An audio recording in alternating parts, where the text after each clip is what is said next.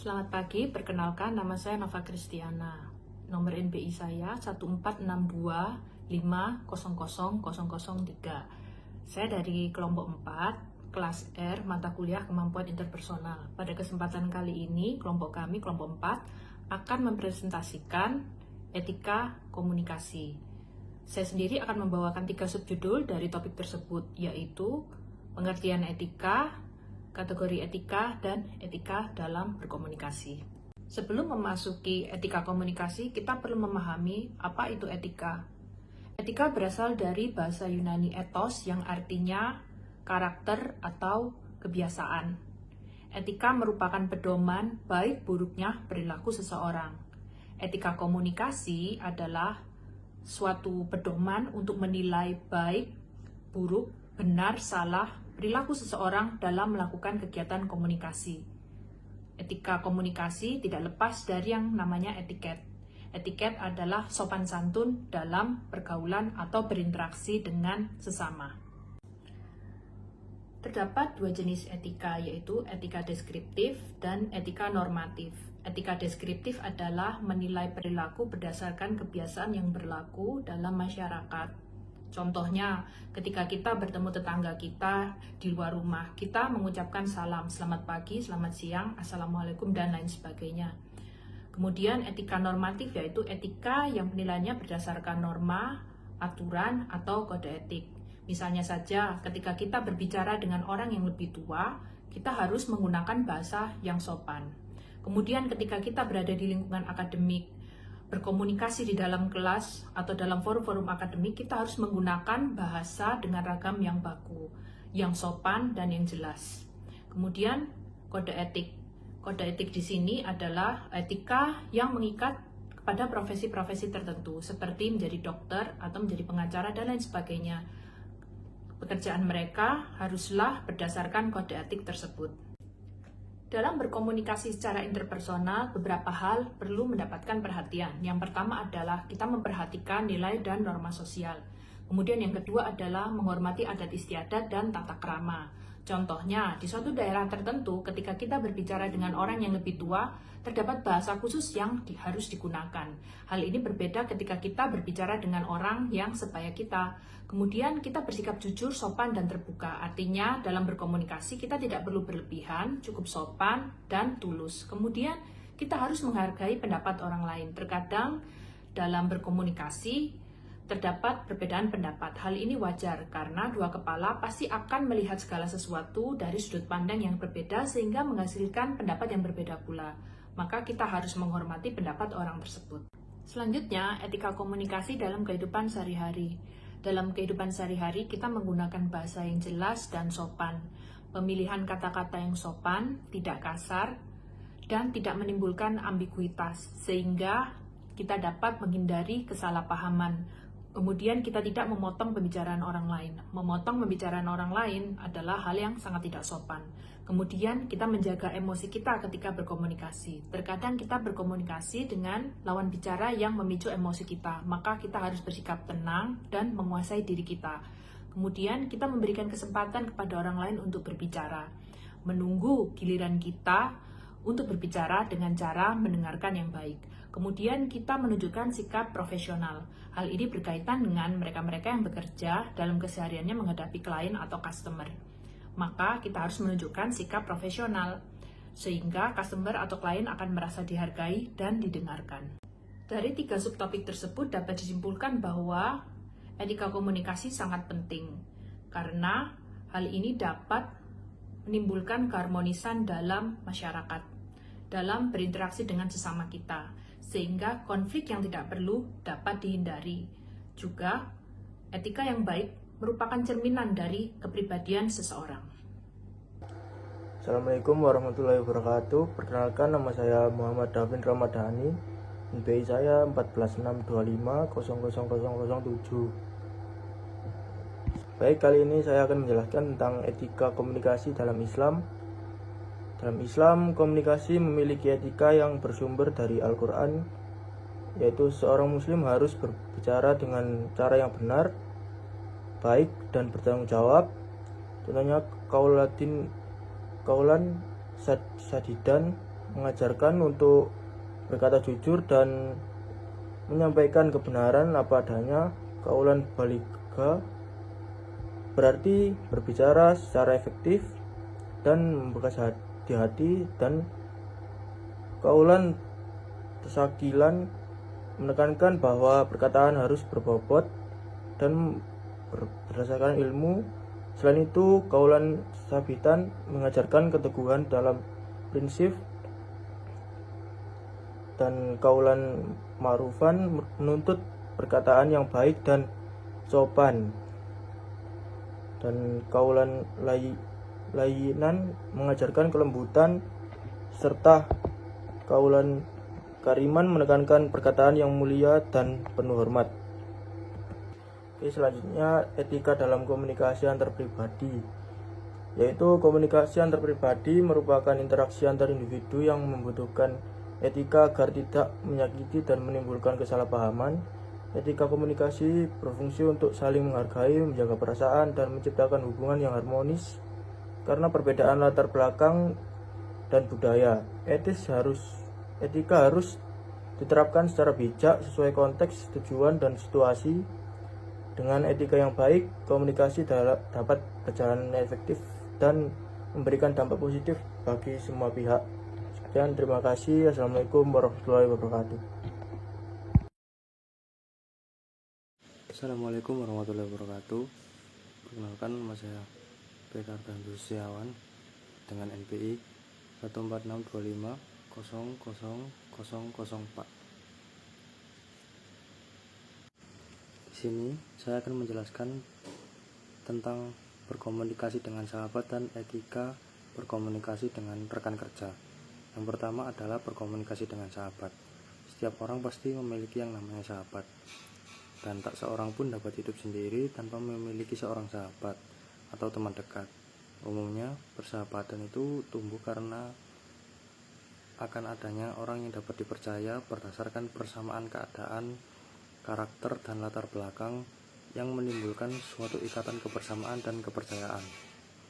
Sebab itulah, seseorang menjalin persahabatan agar dapat belajar, berinteraksi secara sosial dengan maksud menumbuhkan rasa kebersamaan, percaya sepenuhnya, saling menghormati sesama, dan mengasihi dalam menjalani kehidupan. Langkah awal inilah yang membuat persahabatan mulai terjalin, dan dapat disimpulkan persahabatan adalah suatu hubungan timbal balik yang dilakukan oleh dua orang atau lebih dengan tidak memandang persamaan jenis kelamin, tetapi disadari oleh kasih dan persamaan watak dan karakter serta geologis dengan kepercayaan penuh di dalamnya. Persahabatan memberikan warna baru bagi kehidupan seseorang karena mereka dapat saling mengasihi, menguatkan, menghibur, dan saling melengkapi, memberi dan menerima. Bahkan dapat dikatakan persahabatan sangat menguntungkan sebab memberikan pengaruh baik bagi mereka, baik dalam prestasi, nilai hidup, dan pengembangan diri, serta interaksi sosial yang ada dalam kehidupan. Tetapi tidak menutup kemungkinan juga persahabatan dapat berpengaruh buruk bila tidak dijaga sepenuhnya kepercayaan dalam hubungan yang ada. Jika ada kesalahpahaman, tidak segera diselesaikan dengan komunikasi yang baik, maka dampaknya adalah kepahitan. Berikut adalah tips persahabatan menurut saya. 1. Berani menerima kelemahan atau kekurangan sahabat kita. Persahabatan jadi tidak asik lagi bila ternyata kita hanya bisa menerima kelebihannya dan tidak mau menerima kekurangannya. Yang kedua, tidak hanya mau diuntungkan tapi juga mau dirugikan. Lakukan komunikasi yang wajar. 4. Siap tempat curhat. Sahabat yang baik jadi siap tong sampah meski cerita itu membosankan dan kita tidak ingin mendengarkan. 5. Bersikap jujur namun tidak sinis dan mengungkapkannya. 6. Mempercayai sahabat dan tidak meragukannya. 7. Berani berkata tidak untuk hal yang tidak kita inginkan atau hal-hal buruk. 8. Tidak posesif terhadap sahabat. Lalu poin yang kedua adalah etika berkomunikasi dengan rekan kerja. Berkomunikasi dengan rekan kerja adalah aktivitas yang mau tidak mau harus Anda kerjakan, bahkan setiap hari. Anda tidak bisa mengelak dari aktivitas tersebut. Sesungguhnya, komunikasi dengan rekan kerja akan selalu Anda kerjakan. Tapi yang perlu Anda perhatikan adalah bagaimana berkomunikasi yang baik dengan mereka. Komunikasi yang baik juga akan menciptakan suasana yang nyaman bagi Anda dalam bekerja. Saya akan membagikan beberapa tips yang perlu diperhatikan untuk berkomunikasi dengan rekan kerja. Yang pertama adalah menyapa rekan kerja dengan ucapan selamat pagi, merupakan komunikasi pembuka yang paling baik. Anda bisa menyapa dengan apa kabar ketika mereka terlihat kurang ceria. Tunjukkan sikap empati pada saat mereka sedang bersedih atau sedang ada masalah. Yang kedua adalah berikanlah pujian untuk sesuatu yang patut dipuji kepada rekan kerja, tapi jangan lakukan kalau hanya sekedar omong doang atau basa-basi. Yang ketiga adalah kalau meminta bantuan dari mereka, mintalah dengan cara yang sopan dan gunakan kata minta tolong dan terima kasih ketika sudah ditolong. Yang keempat, kalau Anda mengetahui bahwa rekan kerja Anda melakukan kesalahan atau kekeliruan, sampaikanlah dengan cara yang bijak, cara yang baik, dan tidak marah-marah.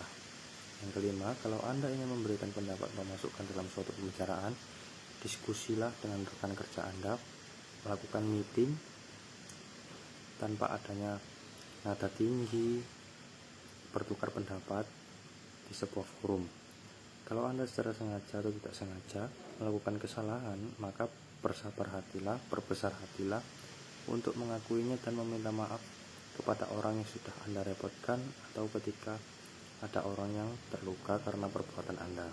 Dan yang terakhir adalah jagalah kerahasiaan dari rekan kerja Anda. Sekian presentasi dari saya.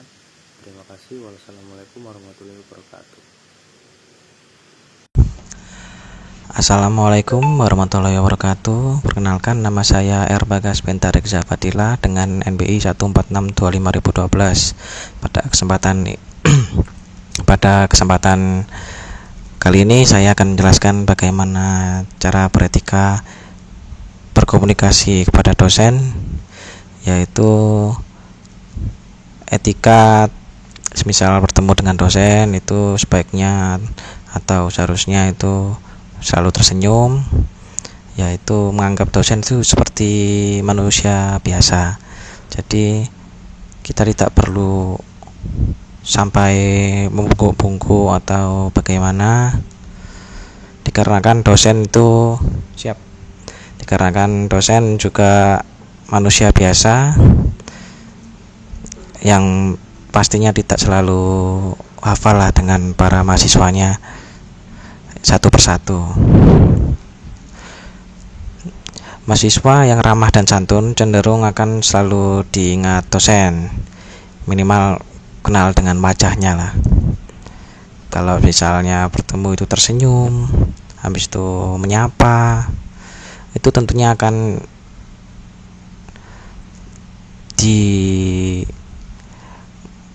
ketika dosen itu perasaan akan, wah ini ingat ini mahasiswa ini ya, ingat ini, oh ini mahasiswa saya ini. Lalu untuk yang ketiga, untuk etika jika berkunjung ke rumah dosen, itu saran tanyakan kepada dosen yang bersangkutan apakah dia itu bersedia atau tidak jika ditemui di rumah. Kebanyakan dosen itu sudah standby di kampus itu dari pagi sampai sore, bisa kadang-kadang itu bahkan sampai malam. Bahkan ada dosen yang masuk di hari Sabtu maupun Minggu. Jika dosen tersebut mengiyakan atau membolehkan sekitarnya mahasiswa untuk bertemu di rumah, maka mahasiswa juga tahu diri lah. Dosen kan juga manusia seperti yang awal tadi, juga butuh istirahat, ya kan. Jika untuk urusan kampus itu mungkin bisa gunakan jasa ketua kelas untuk lebih efektif ya. Itu fungsi ketua kelas juga itu menjembatani antara dosen maupun rekan-rekan mahasiswa yang sedang membutuhkan beliau. Lalu etika menelpon dan SMS ke dosen. Untuk etika ini kebijakan itu tergantung dosennya masing-masing ya. Ada yang mau memberikan nomor HP-nya ataupun sudah diberikan nomor HP-nya, itu chat itu nggak boleh chat pribadi, apapun harus di grup.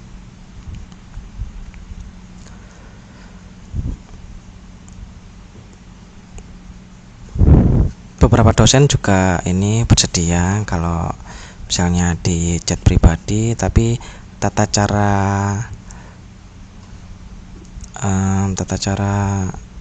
penyampaiannya atau cara beretika dan tata krama untuk komunikasi via chat pribadi itu bedakan ya antara teman dan atasan. Anggap aja dosen itu atasan kalian saat kalian bekerja. Jadi miliki tata krama yang bagus, baik dan benar. Jangan semua itu dianggap itu sebagai teman. Contoh, Assalamualaikum, selamat pagi Bapak dosen. Bagaimana kabarnya? Pak, bisa minta tolong nggak? Pada hari ini saya ini mau ini. Bisa nggak Pak minta tolong? Itu kan seperti chat pada teman itu. Itu tata krama yang kurang baik ya, atau kurang beretika.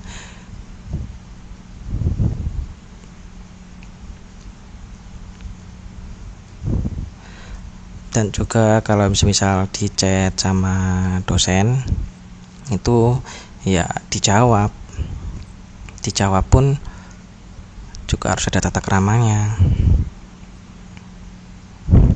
Dan jam-jam tertentu juga ada jam yang tidak boleh untuk ngechat dosen, yaitu jam-jam selepas kerja.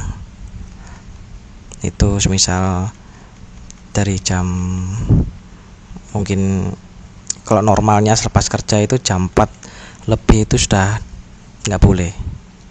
Tapi ada beberapa dosen yang mungkin mengajar kelas malam itu bisa kalau di chat tidak lebih lah dari jam 8 atau jam 9 malam waktu istirahat malam.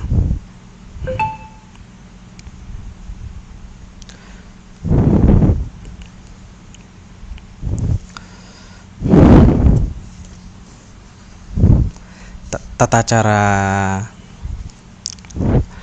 ngechat dosen atau menjapri, menghubungi secara pribadi, yaitu Assalamualaikum, selamat pagi, selamat siang, dan lain-lain. Salam pembuka, sesuaikan dengan agama dosen, lalu memperkenalkan diri ya. Jadi Assalamualaikum, selamat pagi, izinkan saya memperkenalkan diri. Nama saya Danana dengan NBI. Lalu sampaikan apa yang kita butuhkan, ingin apa. Contohnya ingin menanyakan bahwasanya pada hari ini jadwal mengajar Bapak atau gimana. Komunikasikan dengan bahasa Indonesia yang baku, jangan menggunakan bahasa Jawa atau bahasa kalian yang sering kalian gunakan. Lalu dilarang menggunakan bahasa yang sifatnya memerintah.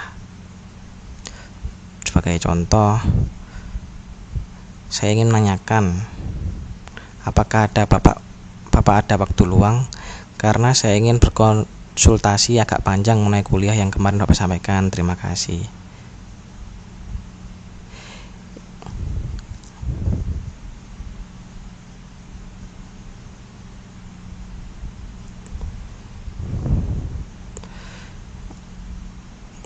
itu dengan tambahan kalimat pemerintah balas.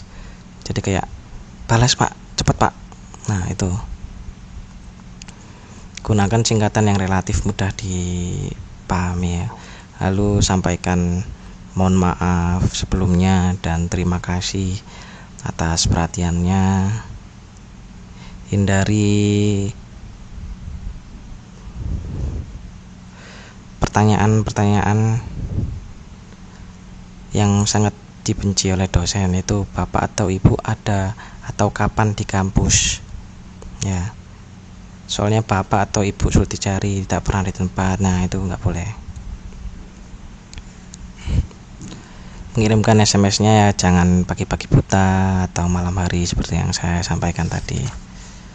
Lalu etika berkomunikasi ketika wawancara.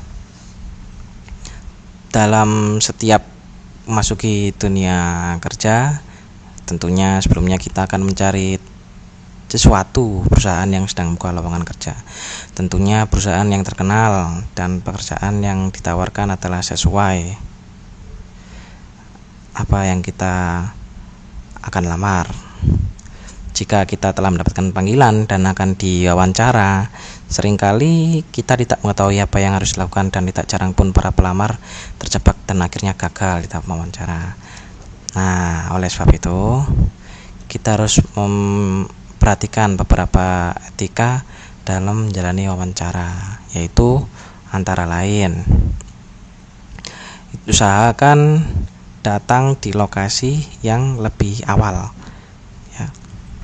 Misal acaranya atau wawancaranya jam 10 pagi, usahakan datang jam 9, lebih awal 1 jam atau 2 jam itu nggak apa-apa. Sapalah petugas, siapapun yang ada di sana, itu menambah nilai. Berikan senyum, lalu ingat baik-baik untuk nama dan muka dari pewawancara tersebut. Lalu saat sudah dipanggil jangan duduk ya, apabila tidak ada perintah untuk duduk, dan jangan sampai menguap di depan pewawancara, itu fatal itu. Untuk cara berpakaian, pakailah pakaian yang rapi dan formal, yaitu memakai kemeja dan celana bahan, tapi jangan sampai terkesan berlebihan. Habis itu siap. Lalu untuk tatap mukanya itu duduk yang tegak dan jangan membungkuk, karena menunduk itu akan terlihat bahwasanya kalian itu tidak percaya diri dan tidak memiliki semangat untuk bekerja di situ. Sebaiknya kalau saat ditanya berapa gaji yang diinginkan, jangan jawab terserah. Itu salah itu. Kecuali kalian di militer. Kalau di militer ya terima nggak terima ya terima, nggak bisa milih. Kalau misalnya kalian di perusahaan, itu kalian harus jawab gaji yang diinginkan sesuai kemampuan dan harus tertuju. Kalian ingin posisi mana serta pengalaman yang dimiliki. Tatapan mata harus pada wawancara saat sedang diwawancara, dan fokus pada pertanyaan-pertanyaan yang diberikan sehingga tidak salah untuk menjawab atau minta pewawancara untuk mengulangi pertanyaan. Untuk penggunaan bahasa, menggunakan bahasa yang sopan dan formal, tunjukkan semangat yang tinggi dan rasa percaya diri. Lalu berikan jawaban yang jelas pada pewawancara, jangan sampai ngawur ya, atau melewati konteks pertanyaan yang diberikan. Bicara dengan nada yang jelas dan cukup keras sehingga terkesan bahwa kalian itu percaya diri dan memiliki keahlian yang baik maupun itu unik. Lalu setelah selesai wawancara, ucapkanlah terima kasih kepada wawancara. Baik, sekian dari saya. Wassalamualaikum warahmatullahi wabarakatuh.